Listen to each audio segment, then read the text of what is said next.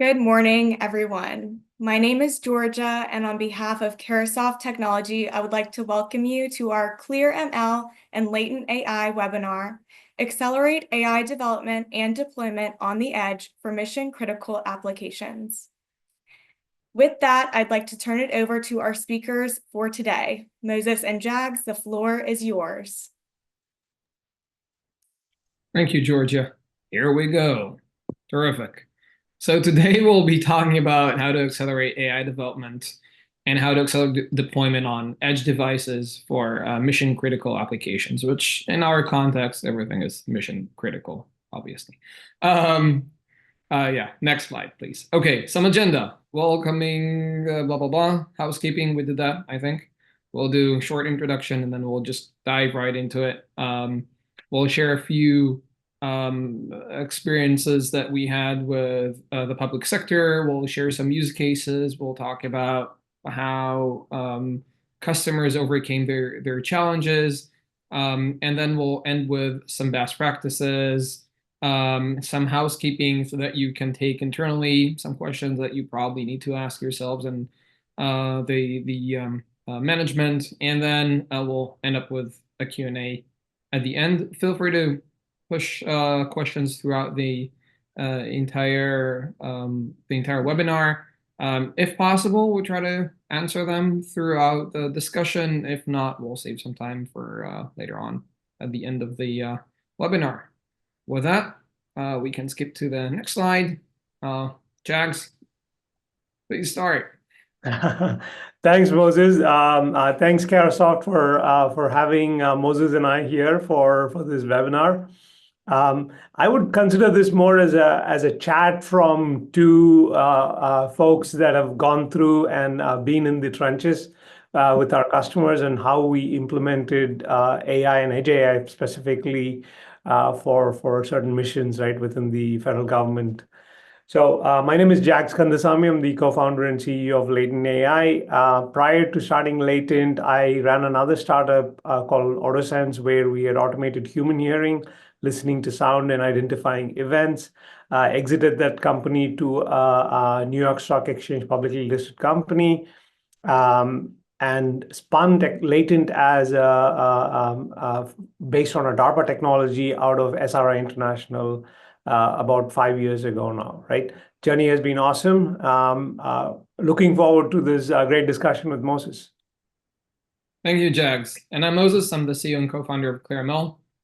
Before, I never graduated my PhD, so started a company, the cliche, with about 20 years of experience in doing computer vision, machine learning, and AI, with a lot of edge deployments throughout government, defense, and industrial space.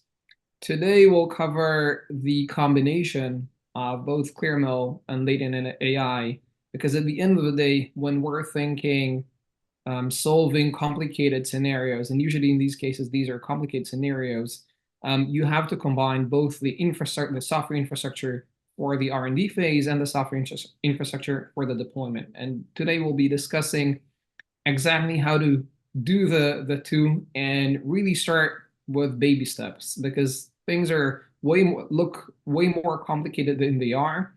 And always the question is, how do we start with simple steps, with simple MVPs that we can get feedback on, see how they actually react in the field, how they react in the lab before, and build around that. Next slide, please. Okay, some background on what we consider, let's call it a must when we're thinking AI and Gen AI development and later on, of course, deployment. I think that we are all seeing what's happening in the news, and we're all hearing about a lot of different AI capabilities, a lot of different Gen AI solutions out there, and there's a lot of noise in the space itself. We will try to demystify the noise itself here and really talk about how the concepts become concrete solutions for the different customers. Specifically, the first step that we need to understand is hardware is key to actually getting things done. Without the right hardware, it's very hard to get going, to actually get the first steps into the process itself. When we're thinking hardware, at the end of the day, these are GPUs, one way or another. For you guys, you have, generally speaking, two options. It's either through FedRAMP, renting GPUs, or buying them and purchasing them internally. In both cases, these are just another way to get access to hardware. On top of that, we have to have a management layer to actually use them in an efficient way. If you want a good comparison to probably things that you're very familiar with, so think VMs and remote desktop to access remote resources. The same type of concept needs to be implemented for AI and specifically here GPUs, and this is what ClearML provides. So the first step is, okay, how do we get access to those machines? How do we make sure that we have the capability to actually take a model and see how that model performs on our own specific tasks? On top of that, of course, we have the second step is, and when we're saying here, taking a model, this is in most cases models coming from the open source community, starting with an off-the-shelf starting point, seeing what we can get practically out there from the industry and adjusting that to our own specific use case, which we will touch in a second. But that first experience really provides good intuition on what can be done, what are the challenges for our specific use case, and how we can actually work around that and expand those capabilities. And we'll touch on that with Latent AI in a second. And then, of course, the final step is putting the data into that process itself, making sure that the data, which of course is the missing component, allows us to take those models and fine-tune them, make sure that now they perform as we want them, right? So if we took a model from the internet and that model was very good at detecting cats, for example, but unfortunately in our case, we're only looking for dogs, we have to make sure that we have the data set to have the dogs part of that data set, and then we have to have a process that takes that model and adjusts the model to be able to detect the different types of dogs. This is a visual example, but of course the same applies for large language models, right? So that means if we're taking a model, an off-the-shelf model, and we have that model with the ability to answer generic questions about sports, but unfortunately that's not the case for our corpus of data. We want to take that model and add that data, basically make that model learn our own internal corpus so we can start to ask questions around that. And the idea is, how do we end up with a platform that allows us to basically push more data, see the performance of the model, get some feedback, and then reiterate the process itself. Yes, next slide. All right. Moses, that was a great setup that you did, right? Like talking from the hardware platform up and how do we build the development system from an AI pipeline perspective. You know, once you have your data ready, you kind of like identified what you want to do with your model or what problem you're trying to solve. You have to understand AI inference has to run on a hardware. It does not just appear in ether, right? So you have to remember where you're going to run.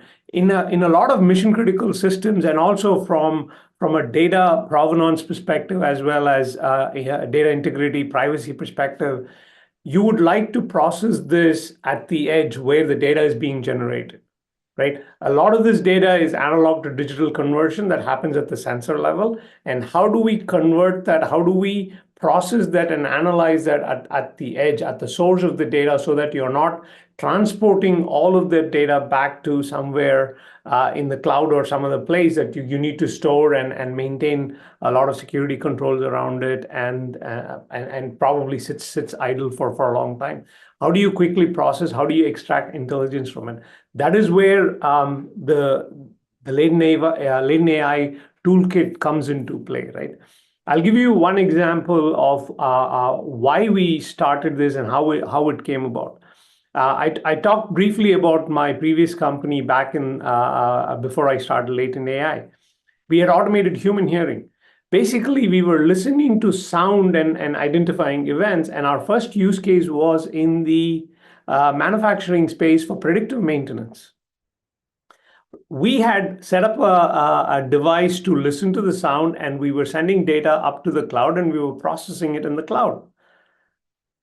We just realized that we were running out of bandwidth pretty quickly, because you run something 24/7 collecting data, you're going to be exhausting your bandwidth. So we were forced to build AI models to run on the edge devices so we can immediately analyze and provide the result. And also, this reduces the latency. Like, even a few seconds from a production line failure perspective is going to be catastrophic. So that is what happened when we were dragged down to the edge at that time, right? And I will tie that back into what we are doing here, right? Like, so everybody's talking about AI at the edge.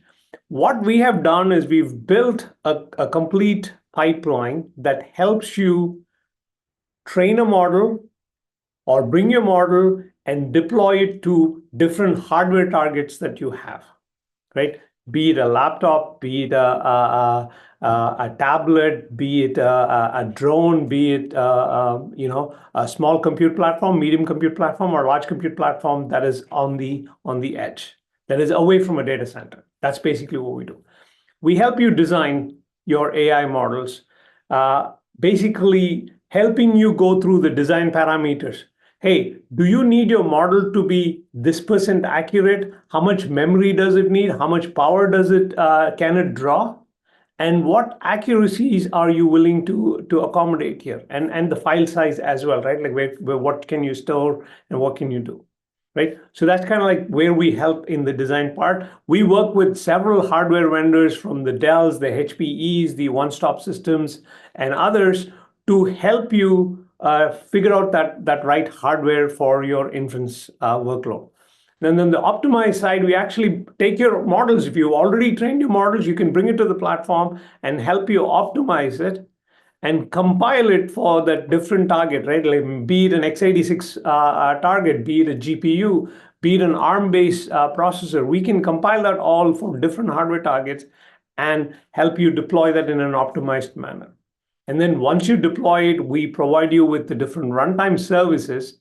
You can encrypt the model, you can get inference as a service, you can actually watermark the model, and you can also get metrics out of it, figuring out what are all the different components in the model that are working.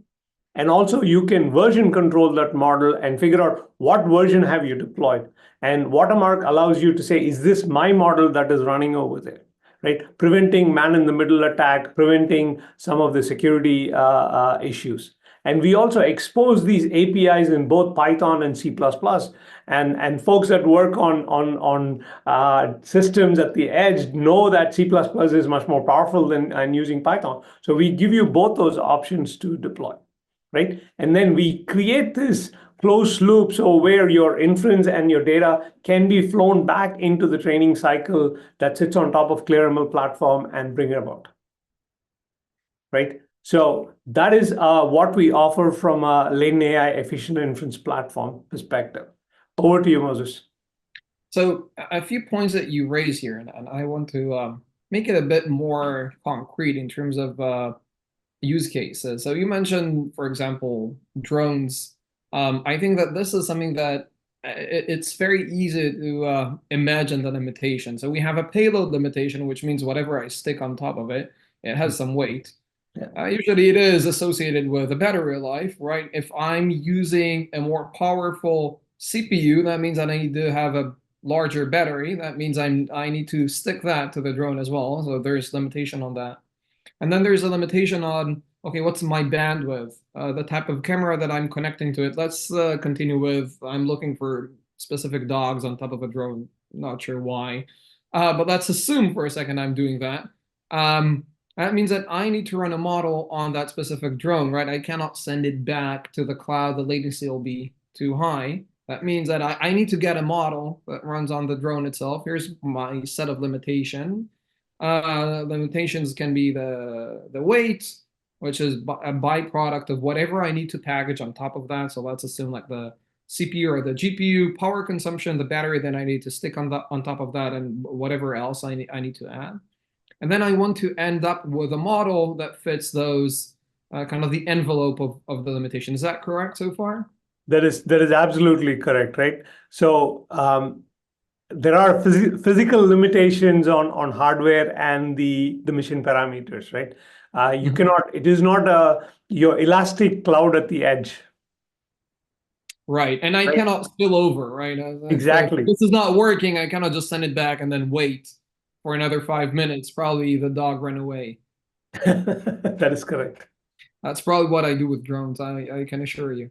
Okay, so if that's the case, so here's let me be a bit more let me be more specific and make things a bit more complicated. So let's assume I started with a dog detector, but apparently I'm not in Oz, and I moved to a different place, and now I have coyotes because I watched too much Roadrunner as a kid. So now I'm looking for coyotes, right? Yeah. And let's assume that I have a control track that I launched a drone from. I want to be able to take that initial model in the field and somehow say, hey, that's the coyote that I'm looking, not a dog. That's similar, but not exactly the same. And I want to adjust that. What would be my process of doing? That's a great question, and that's actually a problem set that we're already solving for DoD here, right? We have built what we call as Are a you ruggedized. saying coyotes is a problem? They are a problem. Coyotes is a problem, exactly. Okay. In Good to know. a Just wanted to different make context, double right? check. Not dogs and coyotes, but coyotes are a problem in a different context. So we have this ruggedized toolkit whereby we bring AI refinement and retraining to the end users. You don't need to be a specialist, right? You don't need to be a specialist AI engineer or an application engineer to do this.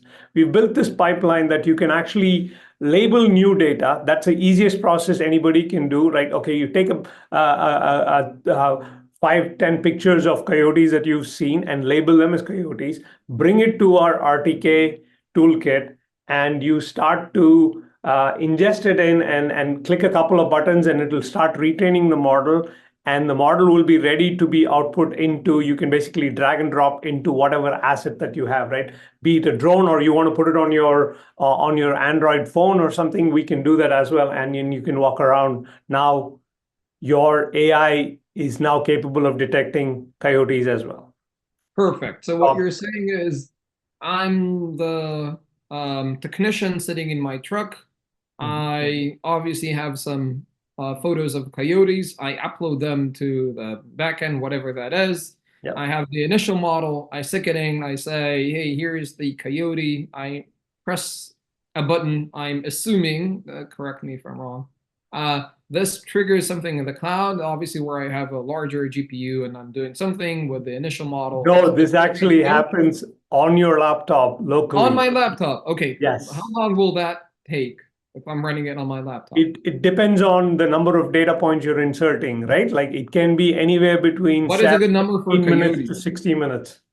60 minutes. Well, yeah. That's not that bad. Can I accelerate that if I'm going with a cloud, if I have cloud connection? If you have cloud connection, absolutely you can send it up, and it'll probably be much faster doing it in the cloud.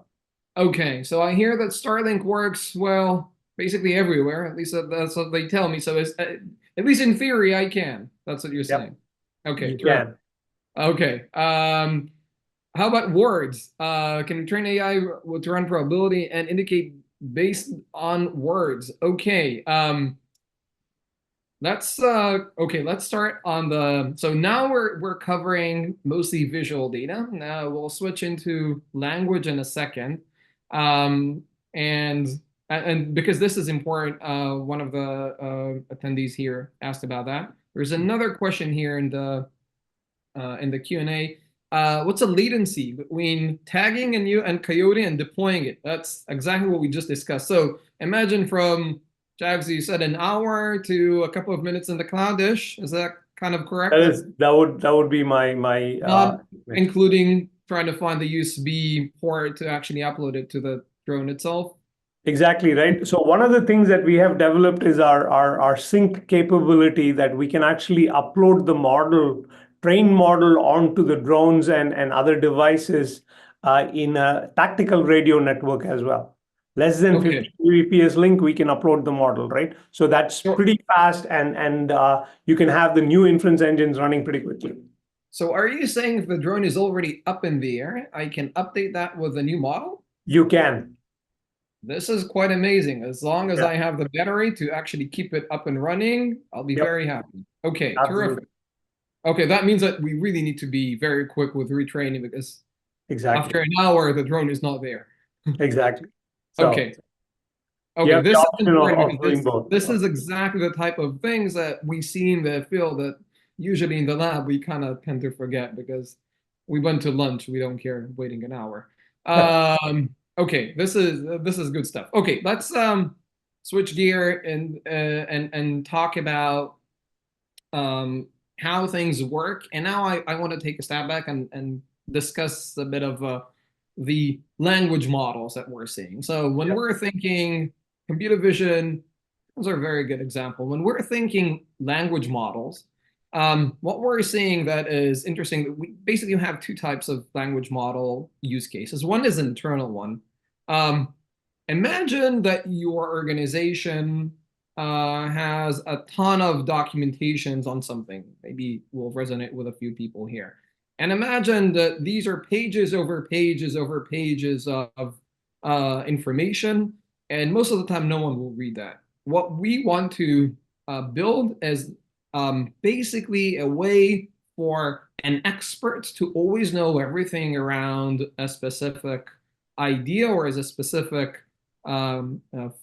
field inside the organization, so we can constantly talk about the challenges that we have in that space, in that field, and get some accurate results from that person. When you're thinking about that, you really should imagine a person. I'll try to translate that into what actually happens in the real world. So imagine that you had an expert, and that expert actually read through, I don't know, whatever, the hundreds of pages that you have in your manuals on how to build X. Doesn't really matter what it is. Imagine that person actually read them, and these people are the professionals. They know everything about it. When you go and ask them a question, usually they'll be able to answer that question. Terrific, because they know everything. But sometimes they'll get things wrong because they're still human and we tend to forget. And the second part is sometimes you actually want to get like a reference to where that or what that answer relied on, right? The specific information. Like working with people, you can get a very quick answer relatively immediately when you're asking a question. Hey, how do I do X? Or hey, what's the limitation of that specific product in our organization? Or what's the process to get into X? You'll get a very immediate answer. But once you dive into the details, that's usually when people tell you, hey, let me look it up for you. I know because I'm the expert in the field. I know where to look. You'll get an answer in a couple of hours, and they come back to it with, hey, here's what you need to do. Here's some references. At the end of the day, that's the exact same process that we're trying to imitate with AI. So, and these are two different stages of that AI. The first one is, let's take a model and teach that model our entire corpus of a specific space, specific problem, set of documents that we want to push into that model. The second one is, assuming that model knows everything, you cannot actually expect the model not to make mistakes. At the end of the day, models are, I don't know, I do not want to overstep and get to the sci-fi part, but they do act sometimes like people, and they do get things wrong, and you can convince them to do things like you can convince people, and the reason is they were trained on content that people created, so it kind of makes sense. But the bottom line here is some answers are not to be trusted at face value. We really need to have the initial conversation and then get a reference to the data. So the first part is, how do we ingest the data into the system itself? And how do we take a model and train it? These are off-the-shelf models. They already know how to read English. They already understand the concepts of the language. Now what we need is to fine-tune them, basically allow them to learn that specific problem, that specific corpus of data, that specific set of documents that we want to push, so we can ask some questions. This is step one. Step two is saying, okay, how do we end up with exact references into the support to the argument that they're building? Why? Because at the end of the day, what we want is also to be able to say, hey, here is the detailed information.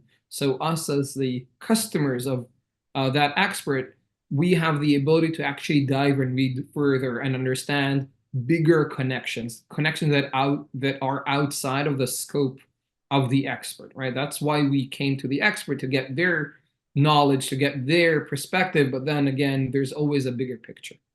That second step is what I'm sure that you've heard about, is RAG, which is, generally speaking, a way to say, hey, how do I end up with building a representation of my data and querying that representation of my data and then getting references to that representation of the data. The acronym is Retrieval Augmented Language here, or interaction, but the concept, the important concept, is the retrieval part. Right? How do I end up with something that very quickly, based on the question, can retrieve the answer based directly from my corpus itself? I'll pause here for some thoughts from you, Jags. Yeah. So Moses, when I consider generative AI, or you know, as we scale up into that scope, right? The Automotive Association had defined 5 levels of autonomy from a driving perspective. Similarly, you know, the levels of intelligence and the levels of support that we get from AI can also be defined in those 5 levels, right? So, you know, you've got your robotic process automation that are, like, you know, basically doing specific tasks, right? Like literally automation stuff. Mm-hmm. And then the next one is, like, you know, they can do a combination of tasks together, put together, and they're able to perform that. Then you've got the next layer of doing more, like, okay, hey, I can go ahead and infer from something that's happening, and I will do it on my own and present the results without being prompted. Everything, the first 2 have been prompted, and the third one is unprompted, put together. The 4th level, where we are getting to right now with generative AI and what you're talking about, right? Like the expert system. I have seen users who are experts themselves consult the AI engine for, like, hey, I am thinking this given the data point that I have. What is your result here? Like, what are you thinking? What is your recommendation, or what is your decision for this? Right? It's not like they're using that straight away, but like, I have decided A, and is your decision a variance of A, or is it completely orthogonal to A? Basically bouncing ideas from the model. Exactly. And then your 5th level is going to be the complete autonomous system that's going to be like close to AGI, right? Like, where we're not there quite right now. But given this use case of, like, okay, I've got my all my data in my laptop, right? My own data is here, and I do a RAG on this, and I've got a system ready to go. If I'm asking, like, hey, what was the file that I worked on, blah, blah, blah date on this particular subject, it pops up. Instead of me searching, that's an automated task.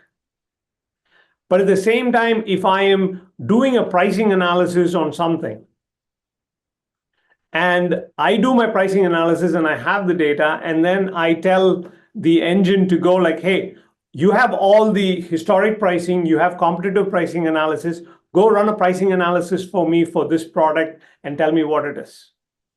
So I can compare these two and figure out what is, where are we and how do we make the decision and how do we move forward, right? That is a key aspect of the different levels of automation, and the generative AI, and again, available on the edge, makes it much more powerful and valuable. I love the comparison to the autonomous driving level. Yeah. AGI is frightening because I can just imagine the car is getting their own autonomy, but yeah, that's a different discussion to have. Okay, here's a question from the audience here, and I think this is the right side for that. I have a coyote problem. Can you walk me through my journey as an agency to a solution? I need to balance cost with accuracy of output and latency to my response team. Terrific. I think that's the right slide for that. Exactly. Absolutely. Right. So I'll give a little bit We of did a not write background. those questions, just so you know. That's Yeah. A great way to address the coyote problems, right? love it.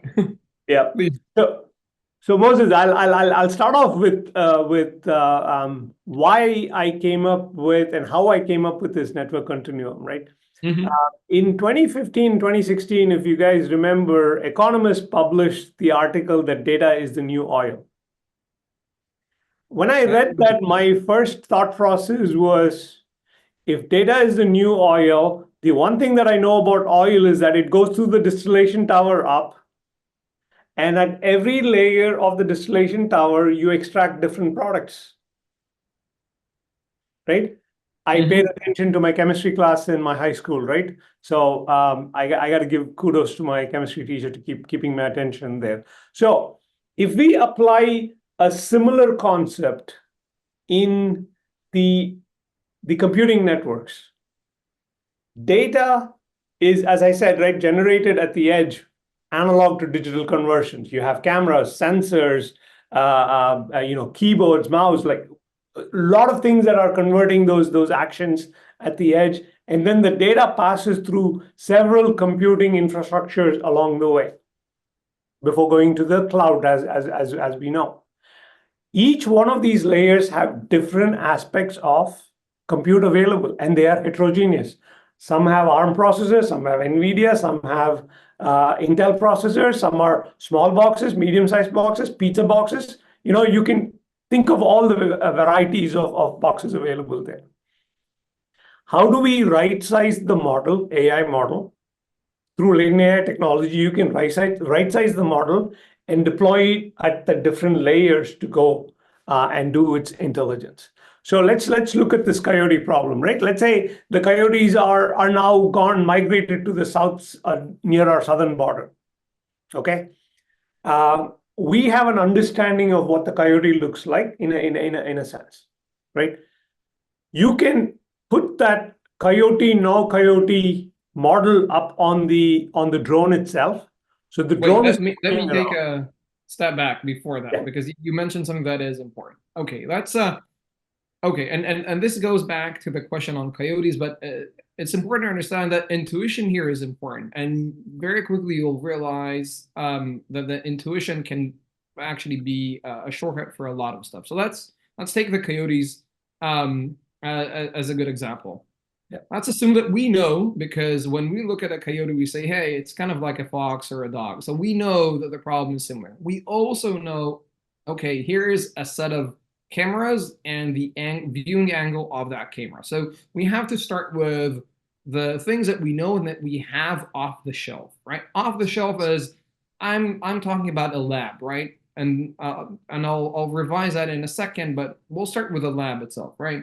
We can have those set of unknowns actually be set by the limitations of whatever we have in the field itself, or whatever we have access for, right? At the end of the day, I can get a better camera, but of course the weight is a factor. So, and there are standard cameras. So I'll just use my GoPro because it's easier and I can stick it on the drone, right? And the final result will end up being very close to it because it's a weight limit and there's a lens limit and there's electronics limit, and I'll end up with something that is very similar in terms of the box itself, right? Because this is kind of the physical setup limitation. So I can start with something that is literally off the shelf. Second thing is I need to bring images that will imitate or simulate the field in the most accurate way possible. Luckily, we have the internet and we can download a ton of images. These images, they need to be hopefully from the angle that we want to take the target images from, so a drone, so from the top, and then in areas that make sense. Why? Because at the end, if we're going to a desert or to a jungle, different scenario, right? In one, we have open space and we have tons of rocks that might look from high above as animals, and the other mostly treetops, etc. Right? So we have to make sure that we have a data set that is as close as possible to the target. And this is the starting point, and then from that we can say, okay, what's our target? Let's just draw some boxes around dogs. Let's assume that this is good enough, right? From that we can say, hey, now we have a model. Now we have the data set for that model. And let's assume that we started with a model that we took off the shelf. I'm assuming that there are models detecting cats in the internet. Cats are the most important animal in the world. We know that. I'm sure that we can find some models in the internet. So we'll start with a cats model. We plug it in. That means that we can now say, hey, only accuracy is important, right? Let's assume that we have no restrictions. So Moses, I'll interrupt there, right? So what we have done at Latent AI is that, let's say you've got this cat model that you've downloaded from the internet. We actually take that model and run it through its paces. We tune it multiple different ways, right? Like basically taking AI researcher and putting it in a box. We tune it in such a way and we run it on the hardware and multiple hardware in variations, and we measure accuracy, speed, power, and file size, right? Like what that gives you is that as the question came about, right? Like what is the perfect solution for you? How accurate do you want the model? If that accuracy is important, then you're going to compromise on the other things, right? If your let's say your drone, you already have a drone and it has a limitation on memory, then you're going to push that memory down and say like, all right, I can live with say 80% accuracy given that memory footprint. We give you that design consideration upfront. Perfect. So perfect. All you so have you're, to do you're is saving a ton of time for me on data science, basically. exactly. Perfect. You don't have to be a data scientist to do this. You bring in the data. And using the Latent AI tooling, it's easier to push that model to that target device.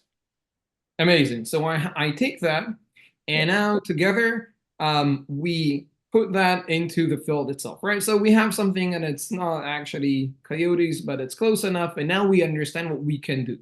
Yeah. The assumption here is dogs are quite similar to coyotes in terms of the complexity of the problem. Now we just need to refine it in the field itself, right? Because in the field, we want to make sure that we have those live images of coyotes. Make sense so far? Is that correct? Yeah, that is correct. Perfect. Okay. And I'll add a little bit more complexity to this, right? Like, let's say these coyotes are carrying something in their mouth or something on their body, right? And we want to be able to include those, right? Like back to the retraining with new data. So we can actually have you're sitting in a vehicle with a laptop, and your drone is sending some of those data down like, hey, I found this coyote is carrying something in its mouth, or this coyote is carrying something on its back. And you can add those data into as new variants of data, and you can retrain the model. Again, you can retrain it on the laptop, or if you have a Starlink connection, you can get it up to the cloud and train it quickly and push it back down and push it up to the drone as it's flying, right? So you get new information coming out. Perfect. So the next step, let's assume that we can package it into I'll call it the first version of the drone. We take it into the field. We take next to it, we have the truck where we fly the drones from. Now we fly the drone, we get some pictures from the drone, we fetch them back. Is that possible to fetch them back, or do I need to get the drone? No, you can fetch them back. It can. Okay, terrific. I'm fetching them back. Now I have the technician inside that truck saying, hey, no, this is a coyote. Because obviously the model, it was iffy on coyotes. It was marking half the rocks as coyotes. We're good. I'll just manually, I'll say, hey, no, this is a coyote. I'll have another one. This is the coyote. Then I send it back to quickly retrain on the cloud. Then I can deploy the second version of that model to the drone, and then repeat that process. Hopefully after half a day, I have something that is it just does coyotes, and that's it. It totally forgot about the dogs that it started from. Is that kind of the process? That is the process, yes, absolutely. Okay, perfect. I'm hoping that actually answered the question. Moving on to our second slide, and I think that second slide, this slide actually can resonate well with one of the questions that we got from the audience here is, let's assume we have petabytes of data. Can AI automate that data efficiently and provide a timely summation of probabilities and assumptions of actions of a state actor or a military? Generally speaking, yes. Now let's talk about how one would build it. Assuming that you have, what does it mean? Let's try to analyze the question. What does it actually mean? We have petabytes of data, and we need to understand an outcome from that data. Let's assume that I have a ton of text messages from JAGs, and I need to understand whether JAGs want to meet me or not, right? That's basically the summary. There's an action there. Hey, are we meeting tomorrow or not? I have a list of text messages, and I need to understand, hey, is a meeting tomorrow going to happen, or do we actually have a meeting? There's first step is understanding, is there an action? Like, hey, is there something being discussed here? Second is, let's put some probabilities on top of it. Is this thing going to happen based on the data that we have inside the system itself? When we're analyzing that is, and now let's take it into more civilian set of problems. At the end of the day, what you are actually asking is, let's assume that there was a message that I was asking JAGs, hey, are we meeting tomorrow? What would be that probability of that specific message, the reply that I would get from that specific message? And that's basically what we're saying here. I'm a bit oversimplifying the concept just to create an intuition on how things work in the large language models space. Generally speaking, there is a mechanism to do that, and this is kind of how large language models work. At the end of the day, they don't actually know anything. What they know is how to complete a sentence. Complete a sentence means, from their perspective, everything is a conversation, right? The conversation ends when someone ended up with their input, and now the model needs to reply with theirs. So the question of whether can we set an action to it and probability, so the model itself always has probability attached to it. And the second one is, can that model complete that conversation, everything is a conversation, with that specific action? The way that this is being built into AI systems is the following. The first step is someone needs to ingest that very large set of data. Petabytes of data means that the first step of those petabytes of data is actually dividing them into different types of data and packaging them into something that we can feed into a model. At the end of the day, and when we're talking large language models, I think everything needs to be textual. There is a way to convert even images to text, but at the end of the day, that's what we're doing there. So the first step is ingesting that data, preparing it for the model itself. Second step is letting a model look at the data. I am oversimplifying a very complicated process, but at the end of the day, think of it as, if this model is reading that data, think of reading a book. It creates a very good intuition. Can I imagine what is going to be the next paragraph if I read the first, second chapter, and so on? Can I write the third chapter after I read the first two? And how close is this third chapter that I wrote to the actual outcome of that book? This is exactly what is happening inside the back end of those models. Those models basically understand the concept that are being talked about and understand the probability of the the conversation itself. These models, they require a large set of machines to actually run them. So just so we're clear, petabytes of data, hundreds of GPUs. Just so everyone is in the same page in terms of scope. But that once we have that model can actually be very small and be executed on edge devices. But training that model, making sure that that model can ingest that data, that takes a lot of GPUs. And of course, this is why we're here, to talk about how to build that infrastructure. If this is important, we can continue the discussion later on. But it is important to understand how things look from a kind of a global scope of things. Specifically here, what we can see is, and the same type of concept, they can be translated into different problems that we're seeing throughout the industry itself. So first, surveillance, which of course we just discussed, but also logistics, for example. So Jags, do you want to expand on that? I know that you have some experience there. Yeah, so one of the use cases that we helped in the logistics side of things is, when you have a convoy moving and you need to have a refueling truck that needs to meet you at a certain point. How do you process data that is around you, right? Like how fast you're going, how much fuel is remaining in your tank and the rest of the tanks of the convoy. What is the atmospheric condition? What is the weather look like? And depending on all of that, it's going to impact on your mileage. So you can actually determine what is the best intersection point for your refueling convoy to meet. And that's can be done at the edge. An AI can solve that problem. And that's one of the great examples of logistics that we can do, right? So terrific. And lastly, we will discuss cost later on, but generally speaking, the idea here is always optimize costs. First, when it comes to backend GPUs for training the models, which is usually larger set of GPUs, larger set of investment in terms of hardware, and then optimizing the inference where we are seeing scale, when we're deploying those models to be as efficient as possible with the hardware and the models themselves. Next slide, please. And I know that we're running out of time, so we'll try to run through the rest relatively quickly because I think that we covered a lot of mileage today. So some best practices on how to get started. Jags. Yeah, so Moses and I have been talking about how ClearML and Latent AI have come together in making all the things that we talk about. It's possible. It's not just vaporware, right? Like it's happening today. So here, from a compute environment perspective, everything relies on a compute environment, right? Like you need compute for this.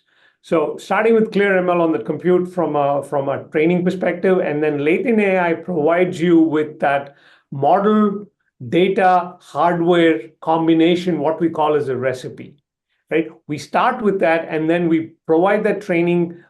We rely on the training infrastructure provided by ClearML. Moses, do you want to talk about that side?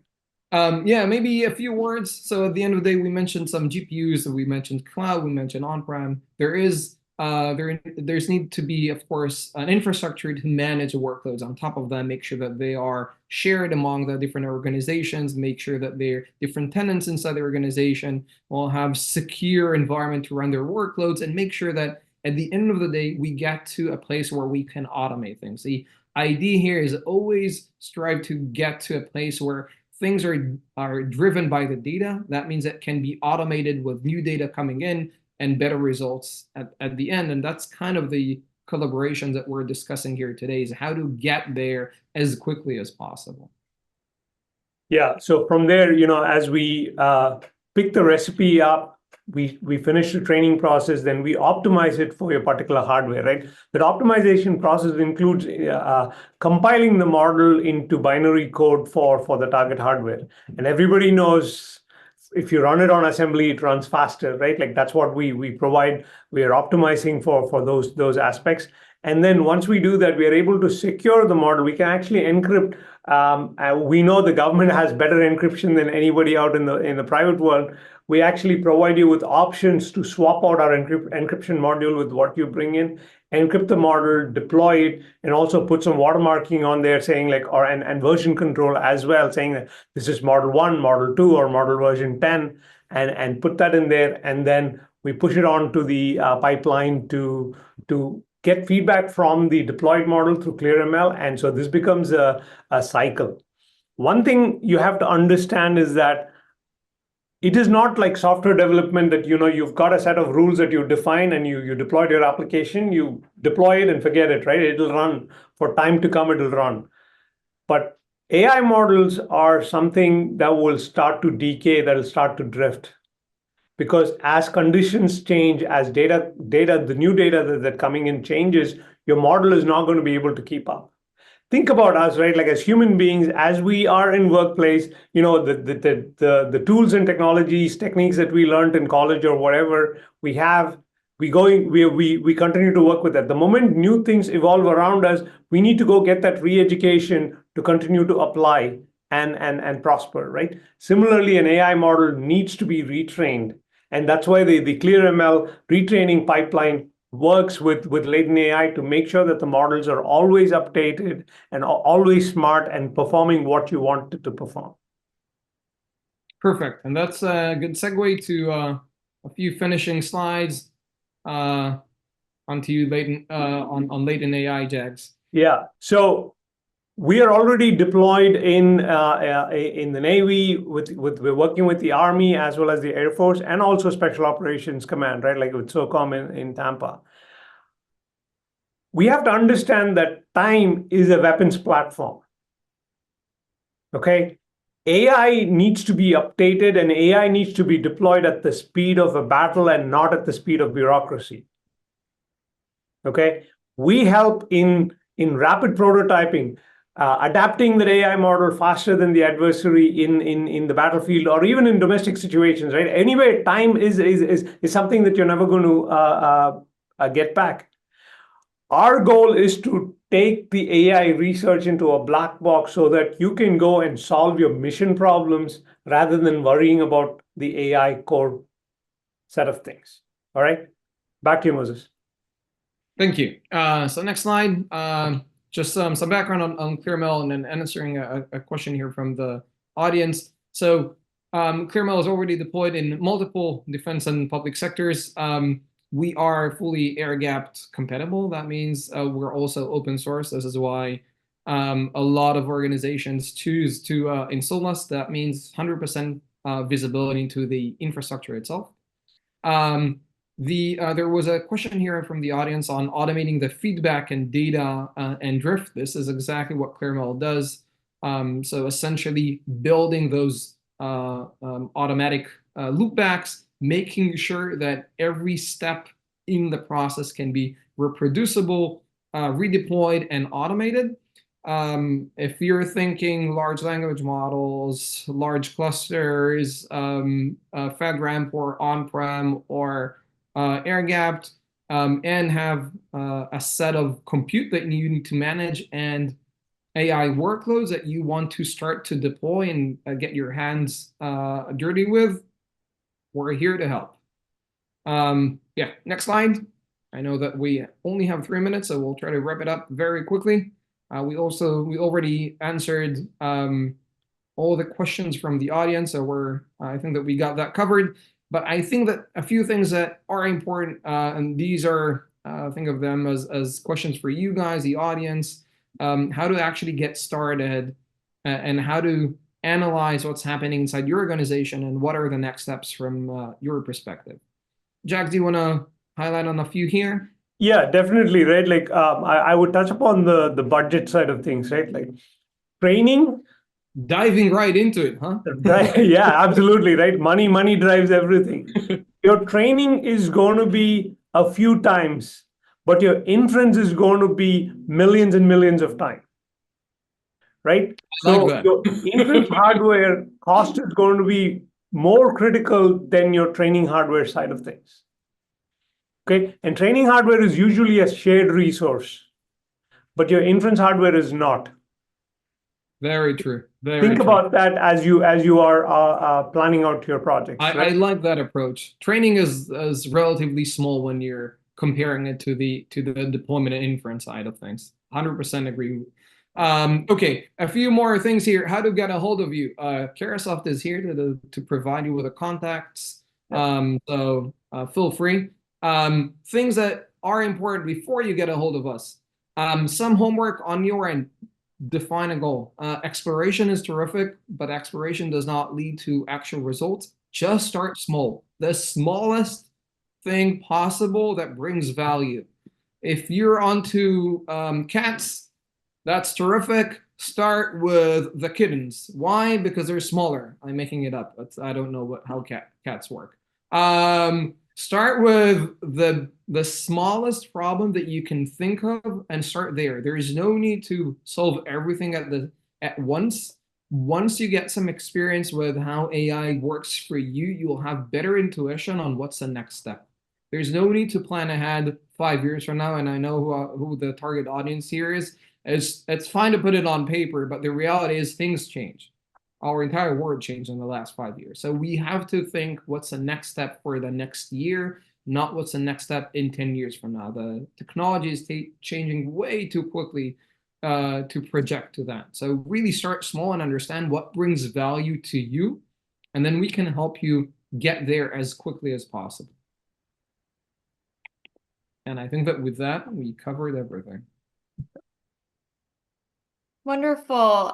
Thank you both, Jags and Moses, for your presentation. That was great and very informative. We are coming up at the end of our session today. So I'm going to ask everyone, if you have a question and would like us to reach out to you offline, please put it in the Q&A pod. We will connect with you after the webinar. But I want to thank everyone for joining today, all of our participants who joined us and attended. We hope this webinar has been helpful for you and your organization. If you have any further questions or would like to request additional information, you can always contact us via the information on this slide. Additionally, there will be a short survey following the webinar, so please take a minute to fill that out. Thank you all and have a wonderful day. Thank you. Thank you. It was a pleasure. Bye, guys.